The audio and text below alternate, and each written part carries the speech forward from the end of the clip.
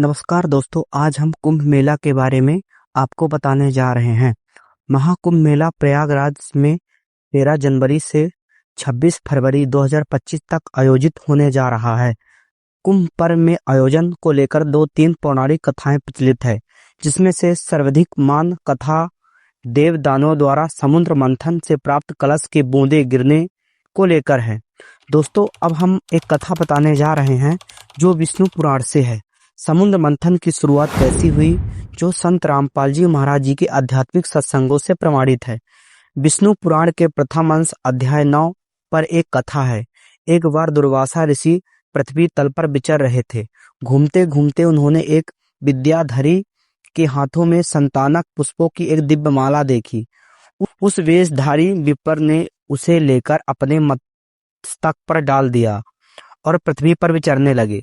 इसी समय उन्होंने ऐरावत हाथी पर चढ़कर देवताओं के साथ आते हुए सचिवपति इंद्र को देखा। उन्होंने देखकर मुनिवर दुर्वासा ने भौरों से गुंजयमान माला अपने सिर पर उतारकर देवराज इंद्र पर फेंक दिया। देवराज उसे लेकर ऐरावत हाथी के मस्तक पर डाल दिए। उस हाथी के मस्तक की गंध से आकर्षित होकर सूंड से सूंघकर पृथ्वी पर फेंक दिया। यह देखकर दुर्वासा अति क्रोधित हुआ और देवराज इंद्र से इस प्रकार बोला, अरे ईश्वर के मत से दूषित इंद्र, तू बड़ा ढीठ है। तूने मेरी दी हुई संपूर्ण शोभा की माला का कुछ भी आदर नहीं किया। अरे मूर्ख, तूने मेरी दी हुई माला का कुछ भी मूल्य नहीं किया, इसलिए तेरा त्रिलोक का वैभव नष्ट हो जाएगा। आपने देखा कि दुर्वासा कितना अज्ञानी था। एक जानवर की वजह से उन्होंने इंद्र को श्राप दे दिया कि तेरा वैभव नष्ट हो जाएगा। यह दुर्वासा ऋषि काल ब्रह्म का पुजारी था। यह वही दुष्ट दुर्वासा है जिसने यादवों वंश को नष्ट होने का श्राप दिया था। यह वही दुर्वासा है जो भगवान श्री रामचंद्र जी के भाई लक्ष्मण की हत्या करवाया था। यह वही दुर्वासा है जो भगवान शिव जी को श्राप दिया था। यह वही दुर्वासा है जो अपनी पत्नी को श्राप दिया था। यह वही दुर्वासा है जो भगवान श्री कृष्ण की पत्नी रुक्मणी को श्राप दिया था। यह वही दुर्वासा है जो शकुंतला को श्राप दिया था। यह काल पुजारी दुर्वासा अनेक लोगों को श्राप दिया। जब दुर्वासा ने इंद्र को श्राप दिया, उस दिन से देवताओं की शक्तियां छीन हो गई तथा इसका पता दैत्यों को चला। जब दैत्यों ने स्वर्ग पर चढ़ाई कर दी, जिसमें राक्षसों की जीत हुई और देवताओं की हार हुई। देवताएं हारने के बाद ब्रह्मा जी के पास गए। ब्रह्मा जी ने उन्हें विष्णु भगवान के पास भेजा। फिर समुद्र मंथन का ज्ञान विष्णु भगवान ने काल प्रेरणा से दिया। इसके आगे कथा आपको पता ही होगा। अब चलते हैं आगे। यहीं पर भगवान विष्णु ने कछुआ का अवतार लिए थे, जिसे कूर्म अवतार कहा जाता है, जो क्षीण सागर के नीचे कछुआ के रूप में स्थापित हो गए थे और उनके ऊपर पर्वत से मंथन हुआ था। उसके बाद क्या क्या हुआ और मंथन में क्या क्या निकला, इसकी चर्चा नहीं करेंगे, सीधे हम कलश जल की चर्चा करेंगे। पाखंडी कथावाचकों का कहना है कि जब असुर देवताओं से अमृत छीन रहे तो अमृत की कुछ बूंदें पृथ्वी पर 4 अलग अलग स्थानों पर गिरी, जैसे हरिद्वार, प्रयागराज, त्र्यंबक और उज्जैन। किंवदंती के अनुसार इन स्थानों में एक निश्चित रहस्यमय शक्ति और आध्यात्मिक मूल प्राप्त हुआ। इसी कारण से हर 12 साल में इन चारों स्थानों पर कुंभ मेला मनाया जाता है। लोगों का मानना है कि कुंभ मेले के दौरान वहां स्नान करने से मोक्ष प्राप्त होती है, जबकि विभिन्न पुराणों सहित कई प्राचीन ग्रंथों में समुद्र मंथन का उल्लेख है। उसमें से किसी भी 4 स्थानों पर अमृत के छलकने का उल्लेख नहीं है, न ही इन ग्रंथों में कुंभ मेले का उल्लेख है। संत रामपाल जी महाराज जी का कहना है कि मानुष जन्म दुर्लभ है, ये मिले न बारंबार। जैसे तरवर से पत्ता टूट गिरे, वो बहोर न लगता डार। मानुष जन्म पाके जो नहीं रट हरि नाम, जैसे कुआ जल बिना फिर बनवाया क्या काम। कबीर राम रटत कोड़ी भलो, चू चू पड़े जो चाम। वो सुंदर शरीर किस काम का, भाई जा मुख नाही नाम।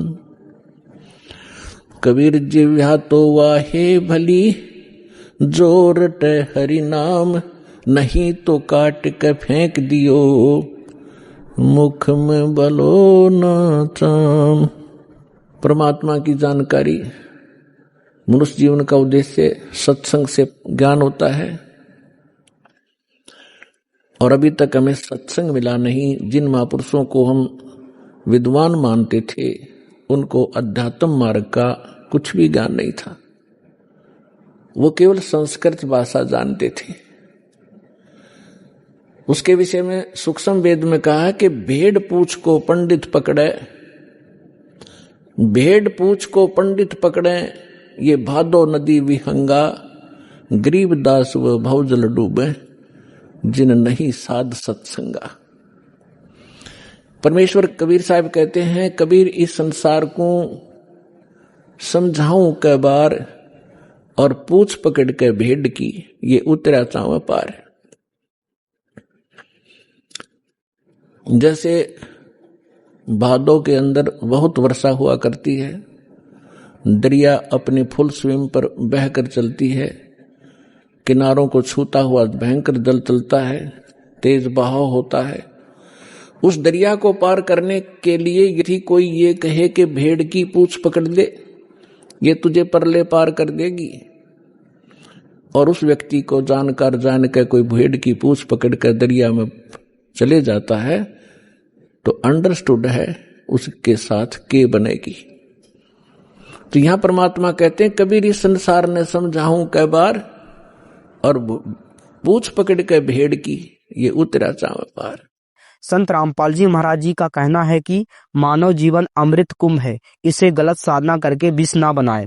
यह केवल ज्योतिषी मानता है कि त्रिवेणी संगम के पवित्र जल में डुबकी लगाकर मनुष्य अपने समस्त पापों को धो सकता है। ज्योतिषों और पंडितों ने समाज में ऐसा भ्रम फैला रखा है कि गंगा में डुबकी लगाने से मनुष्य और उसके पूर्वज दोष मुक्त हो जाएंगे। यदि ऐसा है तो फिर पंडित पूर्वज के नाम पर प्रतिवर्ष श्राद्ध क्यों निकलवाते हैं? आप स्वयं विचार कीजिए कि बिना साबुन के तो मैला वस्त्र भी साफ नहीं होता, तो बिना सद्भक्ति के केवल जल से स्नान करने या डुबकी लगाने मात्र से आत्मा पर चढ़े युगों युगों के पाप कैसे साफ होंगे? यह केवल भ्रमक कल्पना है कि गंगा स्नान से व्यक्ति अपने और अपने पूर्वज के पाप धो सकता है। इस प्रदूषण के युग में गंगा के जल की पवित्रता तक को बनाए रखने के लिए केमिकल का प्रयोग किया जाता है, और अंधविश्वास भरे कुंभ स्नान से पापों को धोने की बात बिना साबुन और सर्फ के कपड़े धोने जैसी लगती है। इस वर्ष कुंभ मेले का आयोजन प्रयागराज में हो रहा है, जो कि 13 जनवरी से शुरू हुआ है।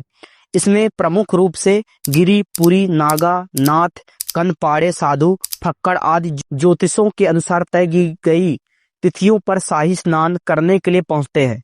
कुंभ मेले की लोकप्रियता का अंदाजा आप इस बात से लगा सकते हैं कि लाखों की संख्या में देवराज सेव्यमान पावनं विपंकजं ध्यानयज्ञ सूत्रमिन्दु शेखरं कृपाकरं नारदादि योगी वृंद वंदितं दिगंबरं काशिका पुरादिनाथ काल भैरवं भजे। में विदेशी लोग भी इसकी भव्यता को देखने के लिए स्नान करने के लिए पहुंचते हैं।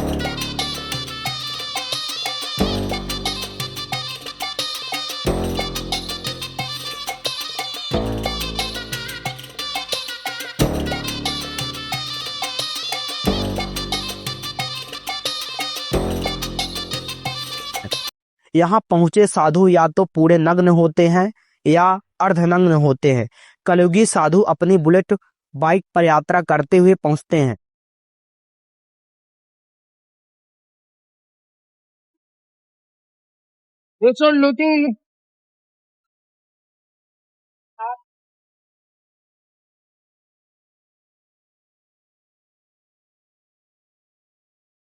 भगवान से और ज्ञान से इनको कोई लेना देना नहीं होता है। यहाँ कुंभ मेले में लगभग सभी साधु आपको चिलम, बीड़ी आदि नशा करते हुए दिख जाएंगे।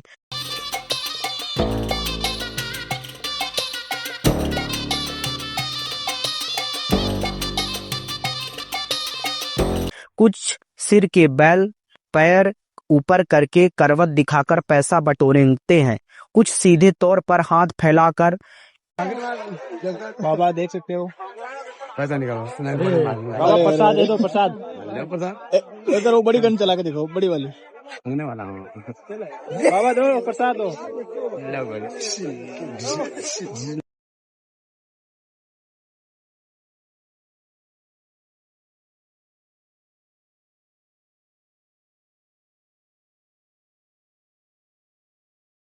इनकी वेशभूषा भले ही इन्हें अन्य साधकों से अलग व आकर्षक दिखाई देती है, पर सच मानिए कि वेद, गीता और स्वयं सतोगुण भगवान शिव जी के जीवन परिचय नहीं है, बल्कि पूर्ण अनभिज्ञ है। भगवान शिव की उत्पत्ति, उनके माता पिता, दादा और पूर्ण परमात्मा कौन है आदि के विषय में इन्हें कुछ नहीं पता, जबकि हमारे शास्त्रों में ही प्रमाण है कि 3 देवताएं ब्रह्मा, विष्णु और तथा शिव जी अजर अमर नहीं है, ना ही ये परमात्मा है। भगवान शिव जी भस्म रमाते हैं, चिलम चलाते हैं, इन्हीं को ही अपनी भक्ति का अंग मानते हैं।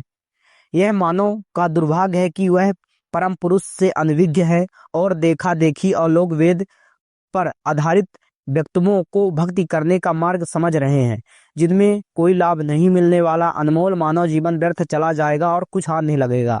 कुछ लोग कहते हैं कि स्वर्ग, नरक और उनके ऊपर सतलोक किसने देखा है। फिर गंगा जी में स्नान से पाप धुल जाते हैं। इस बात पर यकीन क्यों किया जाता है? यदि किसी व्यक्ति ने किसी दूसरे व्यक्ति का खून कर दिया हो, बलात्कार के आरोप में या अन्य किसी जुर्म में जेल में सजा काट रहा हो, तो क्या उसे जेल प्रशासन गंगा स्नान करा दे? क्योंकि यह पाखंडी कथावाचकों का कहना है कि गंगा स्नान से पाप धुल जाते हैं। पाप गंगा स्नान से नहीं, बल्कि पूर्ण परमात्मा की भक्ति करने से नाश होते हैं, जिसका प्रमाण यजुर्वेद अध्याय 8 मंत्र 13 में है, जिनकी शरण में जाने के लिए श्रीमद् भागवत गीता अध्याय 18 श्लोक 62 में कहा गया है। संत रामपाल जी महाराज बताते हैं कि पर भी लेन जात है दुनिया, हमरा ज्ञान किने ना सुनिया। भगवान हमारे पिता हमारे बीच में खड़े होकर रो रहे हैं और कह रहे हैं कि पर भी लेन जात है दुनिया, हमरा ज्ञान किन्हें ना सुनिया। ये बोली आत्माएं कुंभ के मेले पर जो पर भी लगती है, वहां उस तालाब में स्नान करके मोक्ष मान रहे हैं, और हमरा ज्ञान किन्हें ना सुनिया। हमारा ज्ञान कोई सुनकर राजी नहीं, जिससे मोक्ष भी होगा और कहीं भटकना भी नहीं पड़ेगा।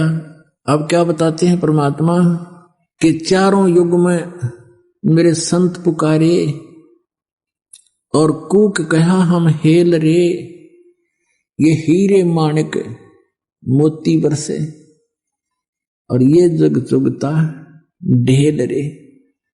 कहती अनजानपने में हमारे तत्व ज्ञान को स्वीकार ना करके इस आन उपासना रूपी शास्त्र विदिता का मनमाना आचरण करके ये डले ढोरे हैं। श्रीमद् भगवद गीता अध्याय नंबर 16 के श्लोक नंबर 23 और 24 में स्पष्ट किया है कि शास्त्र विधि को त्याग कर मनमाना आचरण करते हैं जो व्यक्ति, उनको न तो सुख होता है, न उनकी कोई परम गति होती है, और न ही उनको कोई सिद्धि प्राप्त होती है, अर्थात यूजलेस से। तो भक्ति 3 वस्तुओं को प्राप्त करने के लिए करते हैं, सुख हो, परम गति हो, हमें कुछ सिद्धि प्राप्त हो। सिद्धि के साथ ही हम सतलोक जा सकते हैं, लेकिन हम सिद्धि का दुरुपयोग यहां करने लग गए। ये साधु संत जो पहले जो महात्मा प्रसिद्ध हो गए, वो परमात्मा की भक्ति करके अपने टायर में हवा भर लेते थे और फिर अपने टायर से दूसरों में हवा भरने लग जाते। आप भी खाली और उनका काम चलना ना, उसको थोड़ी बहुत हवा आते। तो इस प्रकार वो सिद्धि दिखा दिखाकर उस सिद्धि को यही नाश कर जाते थे, अपनी भक्ति को। अब परमात्मा के इन मंत्रों में जो आपको दिए जाते हैं, इसमें कहते हैं 24 सिद्धि आ जाएंगे आपके अंदर, 24 सिद्धि। लेकिन इनका दुरुपयोग आपने कर लिया, आप यहां तो प्रभुता पा जाओगे, पर भगवान आपसे रुष्ट हो जाएगा, आप यहीं रह जाओगे। शब्द महल में सिद्ध 24, हंस बिछोड़े विश्व बीसा। हमारे इस शब्द में यानी मंत्र में जो हम साधना देते हैं, इसमें 24 सिद्धियां आ जाएंगी आपको। लेकिन ये आपको भगवान से दूर कर देंगी। प्रभुता की भूख आप में हो जाएगी। आपके वचन से किसी का थोड़ा बहुत काम ठीक हो जाएगा, कार्य सिद्ध हो जाएगा, आपकी पूजा शुरू हो जाएगी और दोनों काल के जाल में अपनी ट्यूब से दूसरे में हवा भर के आप कितने सुखी कर सकते हो? नहीं कर सकते। तो इसी प्रकार उसको स्वयं ही विधि बताओ कि आप भी जाइए और वहां पंप लगा है, हवा भरवा लियो। मैं अपने टायर से भर के अपना भी काम बिगाड़ोगे और अगले का भी। आशीर्वाद देते हो, किसी के सिर पे हाथ रखते हो। 1 रुपये की कमाई करी, 12 अन्य खत्म कर दिए, तो खाक रहा है तेरे पास। तो उनको भी कहो भगवान से जुड़ो, ये मंत्र लो, जाप करो और स्वयं भी अपनी हवा भरवाओ भगवान से। यानी आप भी भक्ति की शक्ति प्राप्त करो। उस शक्ति से, भक्ति की शक्ति से, सिद्धि से हम सतलोक जा सकते हैं। नहीं तो हम कैसे जा सकते? तो उस सिद्धि को, यानी भक्ति को हम यहाँ नाश कर देंगे तो फिर सतलोक नहीं जा सकते। इसलिए इसको सटोर रखना है। ये सर्व साधु महात्मा सतोगुण श्री विष्णु तथा तमोगुण श्री शिवजी के उपासक है, जिनकी भक्ति करने वाले को गीता अध्याय 7 श्लोक 12, 15 तथा 20-23 में राक्षस स्वभाव के धारण किए हुए मनुष्यों में नीच दूषित कर्म करने वाले मूर्ख बताया गया है। प्रथम तो इनकी भक्ति शास्त्र विधि के विपरीत है। दूसरा, ये नशा भी करते हैं, जिस कारण से अपना मानव जीवन को नष्ट करते ही हैं। जो इनके अनुयायी बनते हैं उनको भी नरक का भागी बनाते हैं। उनका भी मानव जीवन नष्ट करके पाप इकट्ठा करते हैं, जिस कारण से इनको घोर नरक पर डाला जाता है। ये सभी धर्मगुरु ऋग्वेद, यजुर्वेद, अथर्ववेद, सामवेद को पढ़ते, परंतु वेदों में स्पष्ट किया गया है यजुर्वेद अध्याय 40 मंत्र 15 में कि ओम नाम का जाप करो, अन्न पाखंड व कर्मकांड मत करो। ये साधक ओम नाम तो मूल रूप से भक्ति का आधार नहीं रखते, अन्न मनमाने नाम व मनमानी साधना करते हैं, इसलिए इनकी मुक्ति कभी भी नहीं होती। कबीर साहब जी ने धर्मदास जी को एक कथा सुनाया था, इसका वर्णन सूक्ष्म वेद में पर है। कबीर साहब जी ने धर्मदास जी को कहा है कि का मेला बड़ा था। ये तीनों गुणों के उपासक, रजगुण ब्रह्मा, सतगुण विष्णु, तमगुण शिव जी। तो विशेषकर ये एक बार कुंभ के मेले के पर्व का संयोग हुआ था इनके अनुसार हर की पैड़ी पे। और पुण्यात्माओं, यहाँ गांव गांव में, नगर नगर में देखा इन चिमटे गाड़ के, धोने ला कर, राख रमा के, बड़ी बड़ी जटार माला पैर के, सोचा महात्मा पड़े होंगे। अब वहां जाकर कुंभ के मेले पे जब ये क्या करते हैं, गिरी एक ग्रुप में, पुरी न्यारे, नागा अलग से, सन्यासी न्यारे, वैष्णो अलग से, ये सब अपने अपने ग्रुप में वहां इकट्ठे हो जाते हैं। कनपाड़े न्यारे, बिना कनपाड़े नाथ अलग से। और वहां ये क्या करते हैं कि जो समय होता है स्नान करने का, जिस भी सरोवर में ये बनाते हैं अपना जुगाड़ सा, तो हर की पैड़ी हरिद्वार में बन गया एक बार, बहुत पहले की बात है। तो ये स्नान करने के लिए वहां पहुंच गए अपने अपने ग्रुप में। जब वह पर भी लगी थी तो सबसे पहले नागा चले गए हर की पैड़ी पे, सब वो स्नान करने लगे, कई हजार थे। पीछे से वैष्णो साधु आगे, विष्णु जी के उपासक, और नागा थे तमोगुणी श्री शंकर जी के उपासक। अब वैष्णु ने कहा कि नागाओं, पहले हम स्नान करेंगे, हम त्यागी और बैरागी हैं, हम स्वच्छ हैं, शुद्ध हैं, विष्णु जी के उपासक हैं, हम उत्तम हैं, हम सर्वश्रेष्ठ हैं। नागा कहने लगे हम सर्वश्रेष्ठ हैं, हम त्यागी और बैरागी हैं, और हम तन पे कपड़ा भी नहीं रखते हैं, और हम सब पहले स्नान करेंगे। अब वैष्णु साधु कहने लगे तुम काहे कि शुद्ध हो, काहे कि श्रेष्ठ हो, पशु की तरह नंगे फिरते हो, टट्टी के हाथ भी ना धोते, शरडो फिरडो, बाहर आओ तुम, पहले हम स्नान करेंगे। अब इस बात पर दोनों का झगड़ा हो गया। वहां इतिहास गवाह है कि उस समय ये जिनको हम संत मान्या करते थे, 25,000 कटका मर गया, आपस में कत्लेआम कर दिया, गंगा का पानी लाल कर दिया इन्होंने। उसका विवरण दे रहे हैं गरीबदास साहिब जी के, तीर तुपक तलवार कटारी जमदड़ झोर बधावे हैं, और हर पैड़ी हर हेत नहीं जाना। हर की पैड़ी कहें, भगवान के प्रति श्रद्धा नहीं नालाकों की, हर पैड़ी हर हेत नहीं जाना, वहां जाते एक सलावे हैं और काटे शीस नहीं दल करुणा। ये जग में साध कहावे, और जो जन इनके दर्शन को जावे उनको भी नरक पठावे। ऐसे गुरु का चेला फिर ईसाई होगा जैसे ये जालिम है। तो इसलिए परमात्मा कहते यो भी वैदा है और वैद्य से भेद लेदा, यो भी वैदा। सूक्ष्म वेद में कहा है कि तीर तुरप तलवार कटारी जमधर जोड़ बधावे हैं, हर पैड़ी हर हेत न जाना वहां जा तेज चलावे हैं, काटे शीस नहीं दिल करुणा जग में साध कहावे हैं, जो जन इनके दर्शन को जावे उनको भी नरक पठावे हैं। उपयुक्त सत्य घटना से सिद्ध हुआ है कि रजगुण ब्रह्मा जी, सतगुण विष्णु जी तथा तमगुण शिव जी की पूजा करने वाले को गीता अध्याय 7 श्लोक नंबर 12 से 15 में राक्षस स्वभाव को धारण किए मनुष्यों में नीच दूषित कर्म करने वाले कहा गया है।